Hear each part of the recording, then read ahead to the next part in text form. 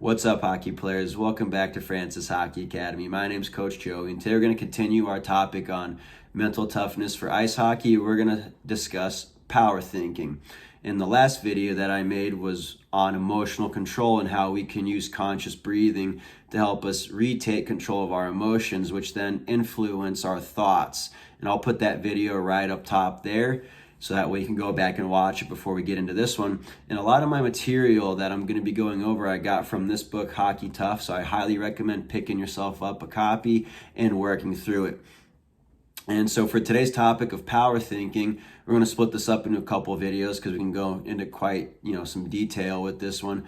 But the first thing that we want to do when we think on the ice, and players are always thinking, is what are going to be our strategic thoughts? What kind of things do we want to do on the ice? What kind of tactics do we want to use? And then we want to break those thoughts up into specific game scenarios. Okay, so like, what are my ABCs in the D zone, the neutral zone, the offensive zone, and then possibly penalty kill or power play?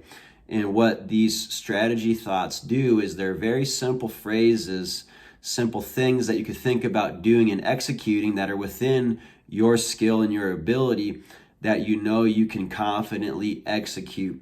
And I say you want to pick things that you can confidently execute because confidence starts by doing things that you're confident in doing. And when that confidence builds, you're going to be more likely to try new things on the ice, going to be more likely to step out of your comfort zone in a game, a practice, whatever it might be. And so some examples of strategy thoughts are using your ABCs, and we'll say in the D zone, for example, as a winger. Okay, so our winger's first power thought, their A might be, protecting the high slot and keeping their eyes, scanning their defenseman, making sure that they're making good reads on their D man. So that might be their A to their ABCs. Their B could be getting over to their wall quickly and presenting their stick for a good breakout pass when we recover possession of the puck, right? It's very explicit, it's very simple, and you can almost picture those things in your mind. And then component number C of the ABCs might be getting their head up and reading and scanning the ice to make the best possible breakout pass. And again, we want to be specific here. So instead of saying, I want to make the best possible breakout pass, we might want to change that to something like, I'm going to get my eyes up, I'm going to scan the ice, I'm going to read where the pressure is coming from, and then I'm either going to chip the puck out off the boards, or I'm going to make a good hard pass to my centerman as he curls by me on his support route. And so when we think about our strategy thoughts, again, they should be very simple, but they should be specific, meaning there are defined roles and responsibilities that you give yourself in association with your position in your role on the team that you can execute.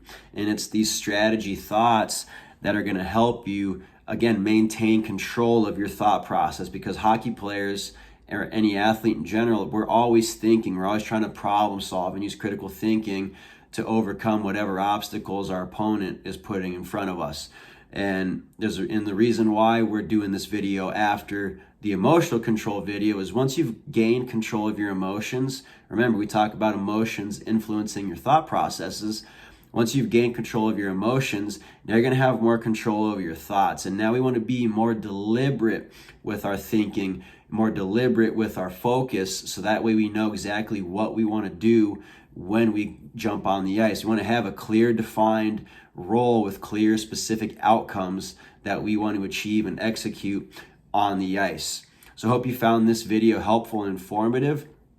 And the next video that we're going to cover on the topic of power thinking is going to be, personal thoughts and words of affirmation, or things that you say to yourself to kind of pump yourself up and confirm that you are the good, talented, smart player that you are.